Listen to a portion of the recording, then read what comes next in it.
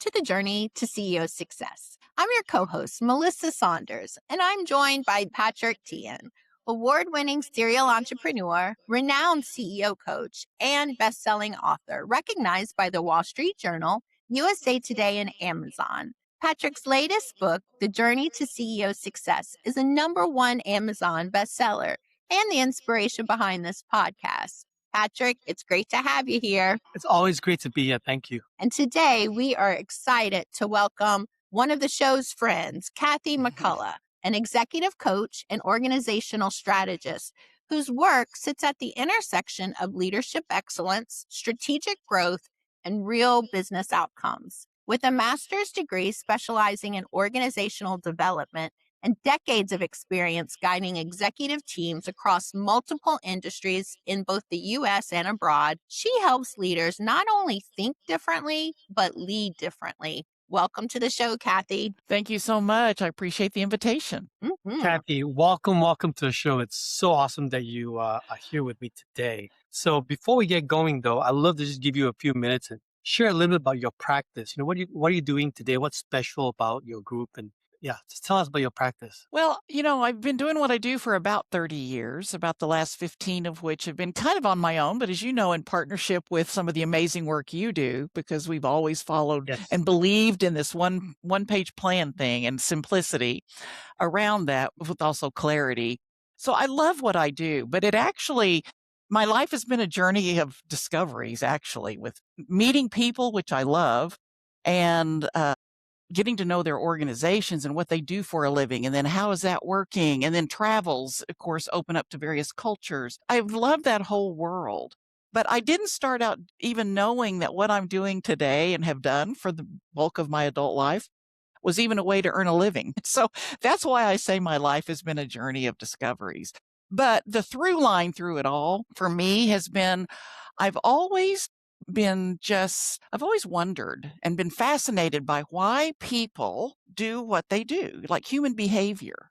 So my bachelor's degree in psychology really helped me understand that. And it's helped me obviously in my work that I do now, because that curiosity led me into a career. So here I am all those years later and just feeling really good and loving what I do. Well, I love that you said that your career has been a journey and that you didn't even know what you were going to do in the beginning. So what I've loved about hearing that is you just kind of followed, if I heard you correctly, kind of followed your heart and kind of did the things you enjoyed. And it just took you on a journey of discovery to where you are today, right? That's exactly right. And I mean, I think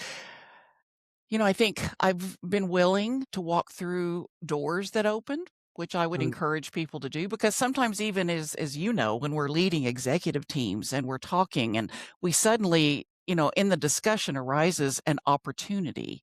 Yes. It's just, should we take that opportunity or not? It's a strategic decision that needs to be had. So I kind of did that on my own, and just that natural curiosity. This sounds fun.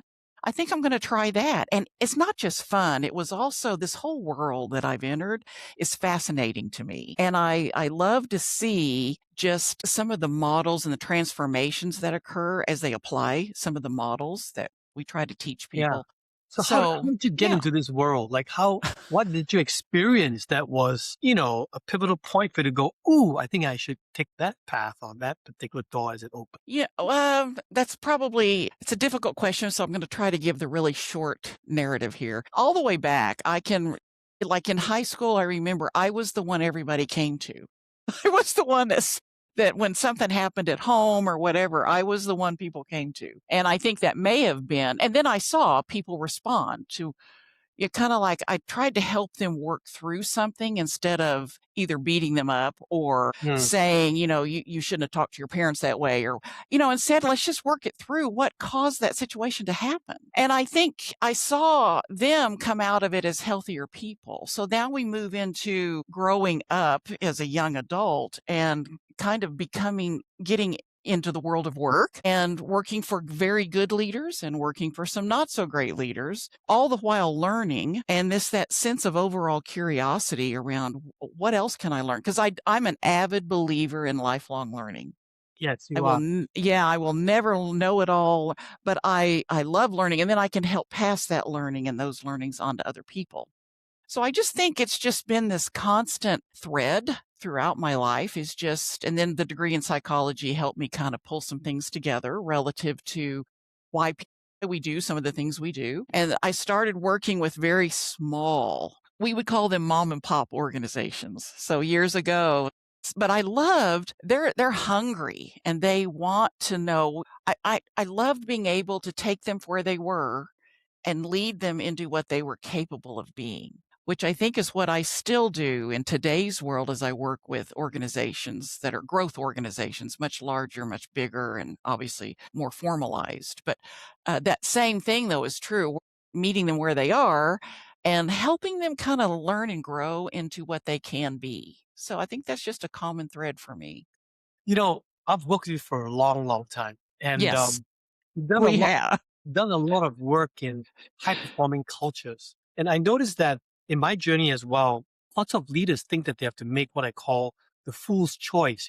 Either we have accountability or I want to be a nice person, but I can't do both. And I would say that's the fool's choice. Actually, you can do both, right? You can Mhm. hold people accountable, have high performance and be happy and nice. So you've done a lot of work around that. I love with this special episode to dispel that myth, that in order to get performance, you gotta be a jerk, right? You don't have to be a jerk. So tell me about that. Like, what have you learned about performance culture that is healthy? Well, I think what I've learned is there's a real, I love something you say, which is when we're looking at statusing, the progress we're making toward a goal, red, yellow, green, or super green, that red is a gift. You say that frequently. And the same thing here, real conversations, the harder ones that are not comfortable to have, need Yes. to be had in order for problems to get solved so we can move forward and not kind of stay plateaued where we are. And that takes a certain courage.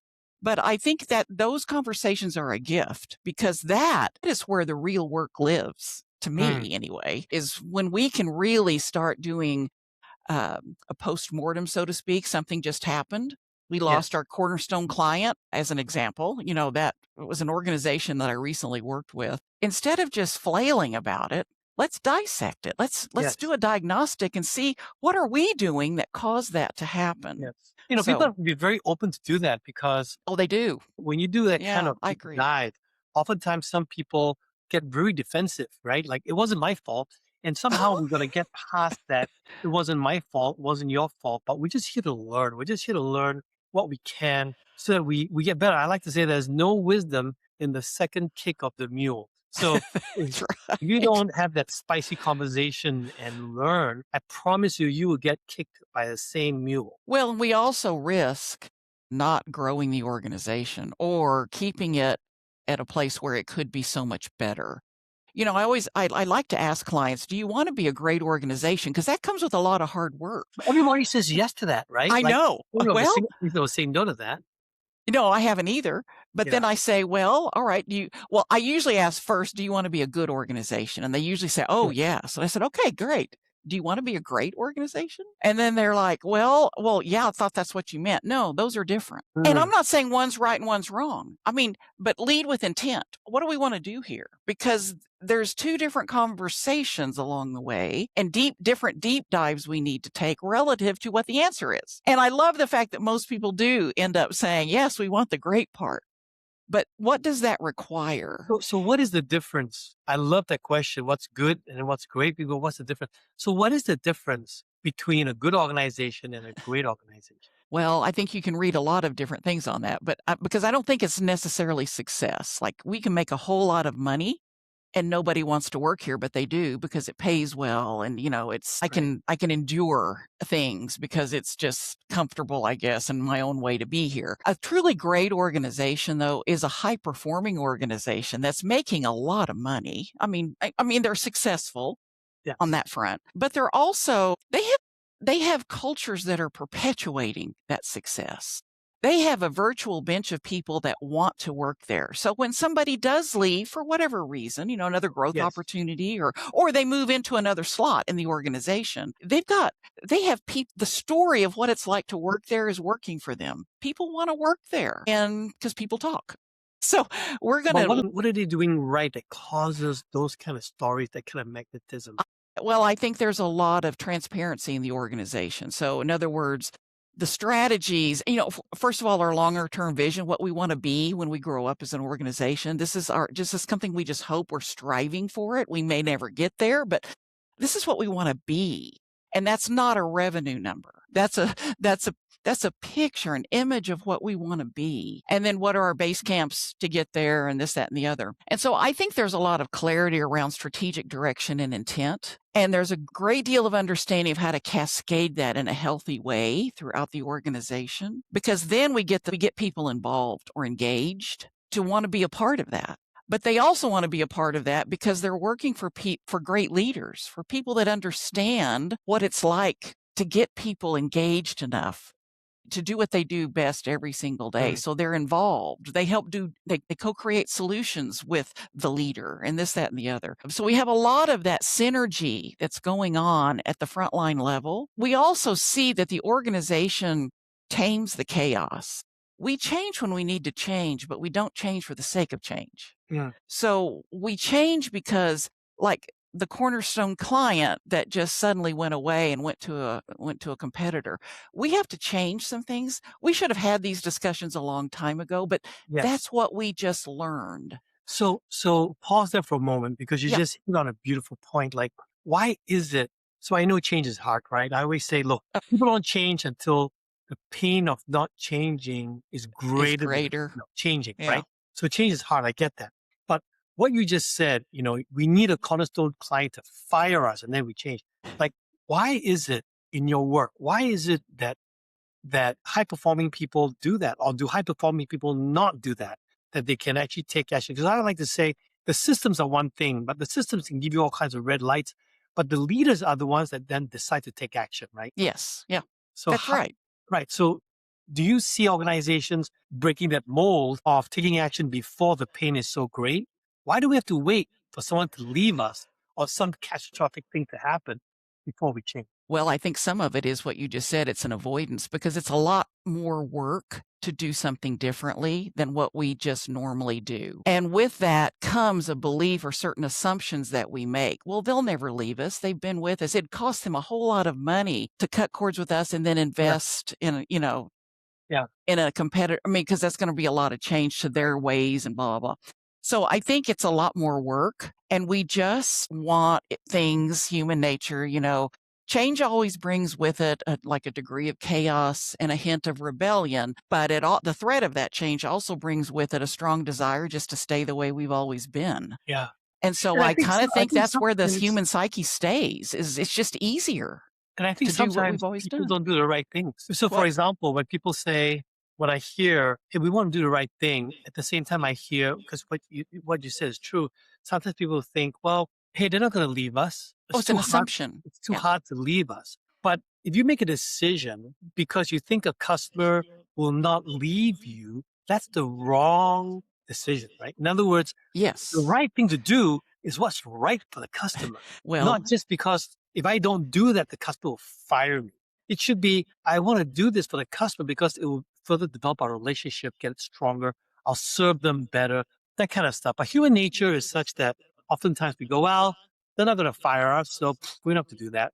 Let's go invest somewhere else. The whole problem, same thing with the whole squeaky wheel gets the oil kind of a thing, right? Like sometimes your best employees, they're not the squeaky wheel, but one day they got up and they left, and you're like, what happened? What the hell happened? Like, why? What happened? Right. Well, they didn't complain. They didn't do all these things. But whenever that happens with a client, and I ask them, I said, did you know Jane was unhappy? And they think hard enough to go, yeah, we kind of did. Why did you do anything about it? Well, because, she didn't say anything.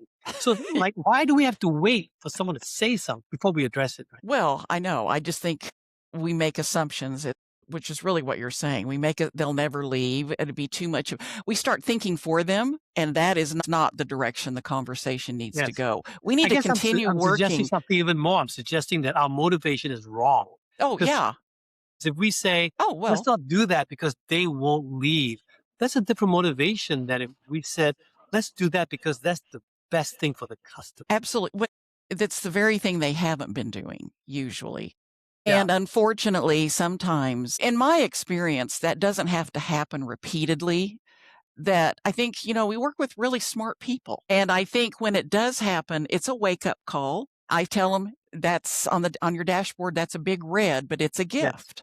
So now let's give ourselves the gift of the conversation. What caused that? What was the customer say? What has the customer been asking for that we haven't been able to deliver on? Yeah.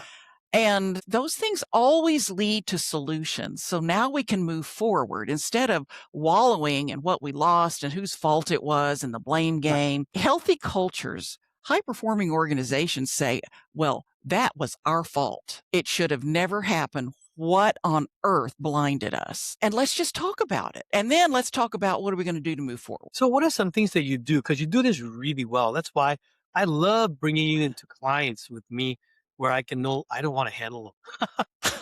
Thank you, Patrick. I'll remember that.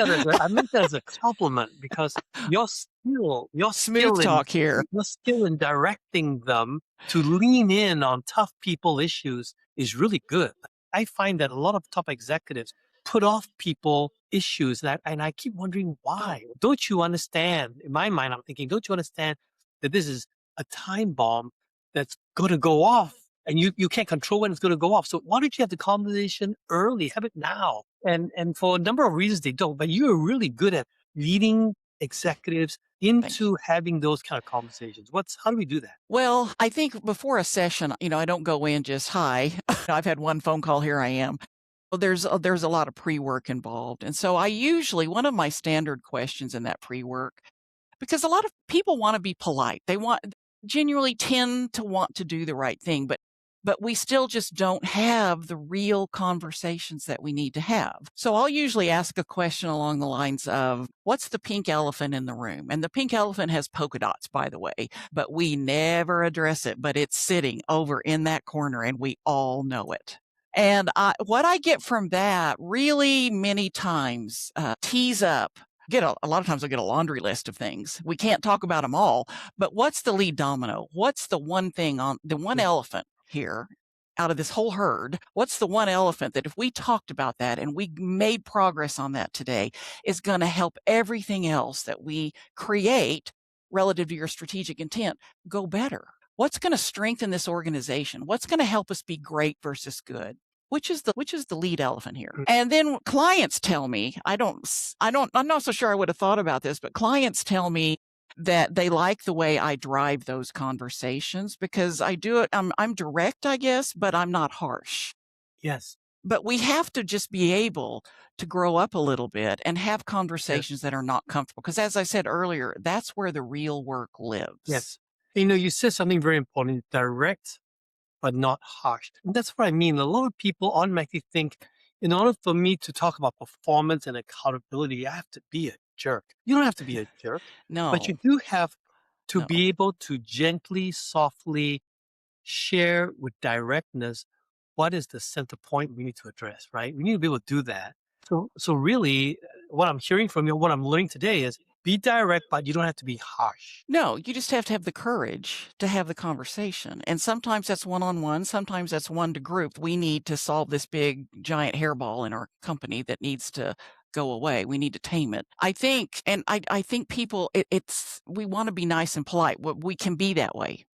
But we have to, and sometimes when a facilitator such as yourself or myself, when we're in the room, people just for some reason feel more comfortable to have these conversations. And I think having somebody to guide them through that, yes, I think that helps too, because it keeps everybody from going off the rails and getting lost. But I think it just takes, leadership, growing a company takes courage. I've never worked with a company that it was just smooth sailing from the word go. I don't think that really, and that's not reality. If somebody's saying that, they're living in la la land because I can tell you there's a train wreck behind them. Yes. There's always something to work on, to build on, to be better. And a lot of those things takes courage to face things that were supposed to go smoothly and they just didn't. And so I find most times when people have the courage and do it gently, they are rewarded though.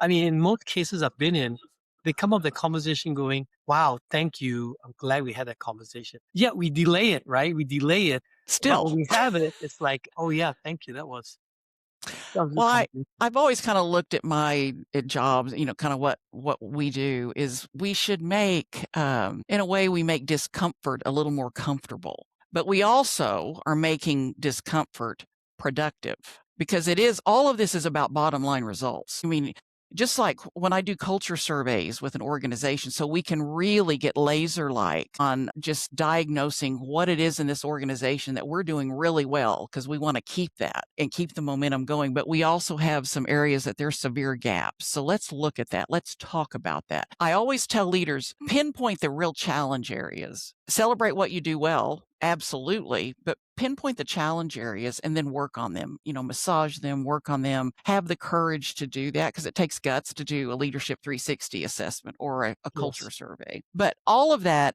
we do it because we need increased productivity, because productivity is what hits the bottom line. So there is a strategic reason for talking about people and not if they're happy. You know me, Patrick. This is one of my pet peeves.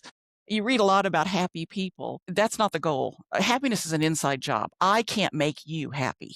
I can't say, be happy, Patrick. It just doesn't work. Although you look very happy today. I'm always happy when I get to talk to you. But happiness is an inside job. The goal for leaders is engagement. The degree to which the environment that is created by leaders, the degree to which it allows people to be engaged at their highest levels to do what they do best every day because they want to, and they want to be there, and they want to contribute. That's a leader's job. So I think that something I've gleaned that I want to just mention from you, and even in this conversation with you, engagement. I think that what I've learned watching you is you are highly engaged as often as you can be, as humanly possible. You're highly engaged. And I think that that's part of your formula of being joyful and successful. Like you've been able to take what you enjoy doing, figure out what your innate skill is. Like you said, back in high school or in school, you figured out you could talk to people. I could talk to people, and they And even listened. before you did your psychology degree, you figured out you could help people. So you took what you enjoyed, you took some of your innate God-given skills, and you engaged strongly. And then you just kind of see where the road leads. You take the roads that are given to you. Is that part of your formula of having this wonderful way to lean in and enjoy your journey? Well, I love to watch when the breakthroughs happen. It makes me feel good. I always credit my clients, though. Many of them credit me, but I credit them because I leave the room. Yes. And they're the ones that have to do it. And they have to do it with a genuine sense of positive intent and a genuine sense of learning and understanding they're going to stumble, but they're going to pick themselves back up. I mean, I have seen leaders that have, in times of crisis, that have more resilience than they ever knew. And I love it when they discover that because resilience is going to spring us forward. And I love being a part of that. And every company has its own story. And I just always feel very grateful and blessed to be invited in. Because then, you get to be a part of their journey. When those breakthrough moments happen, whether it's an individual leader through, like executive leadership coaching, or if it's a team of people, I absolutely relish those. They make the greatest memories for me, and it's very satisfying. So you love breakthroughs. I think that's a key learning here. Like you need to figure out what is it that you enjoy, what you love to do. My buddy Michael Prague at App Exchange, it's coming public, right, like back in 2021. And then last year in October, this company called Soul Private Equity bringing it back in. And Michael has been founder CEO for the last 25 years through all this different journey. And I asked him at the end of last year, I said, hey, are you done? Like lots of guys that have been done by now, right? And what he said to me was, no, I can't imagine doing anything else. This is amazing. Like, I mean, I am having a blast. And every time there's a change, Michael just views that as another learning opportunity, gift that his company gave him for him to continue learning and growing. And I found that by having that attitude and mindset, I view it as resilient, but he doesn't. He just views it as, it's just every bad thing that he's been given. No, I should say bad thing. Everything that he's been given, some people would view it as not so good, But everything he's been given, he's always viewed it as, thank you. It's like, that's a gift to me. That's how he's viewed every change the Avid Exchange has gone through.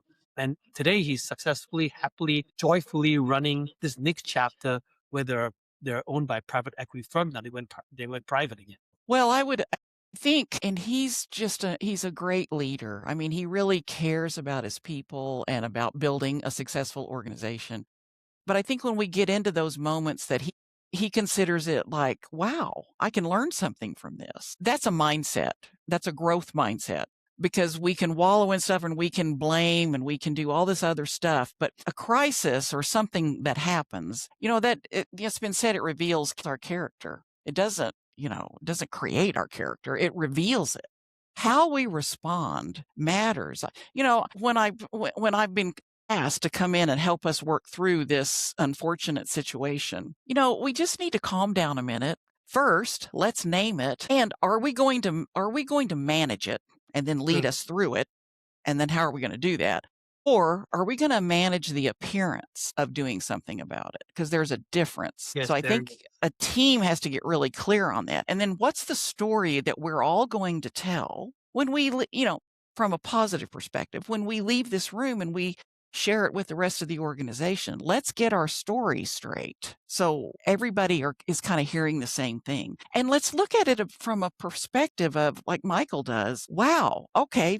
And he looks at it almost like this is another opportunity. Not that I asked for this one in this way, but what are the opportunities here? What does this open the door for us to do? Maybe with the cornerstone client that left, it opens a door for us to get a new, bigger, better cornerstone client. Because when I asked them, they said, oh yeah, there's a few out there on our radar. I'm like, well, now we can go after them. So yeah, I like the way he looks at. I think it's a way we look at life. Some people are a little more optimistic. Some people tend to just go to the pessimistic side. And if we tend to do that, just recognize it, have the courage to say, I don't know why I do that, but I need to consciously pull myself over here. Just conscious intent. Let me pull over to what can we learn from this?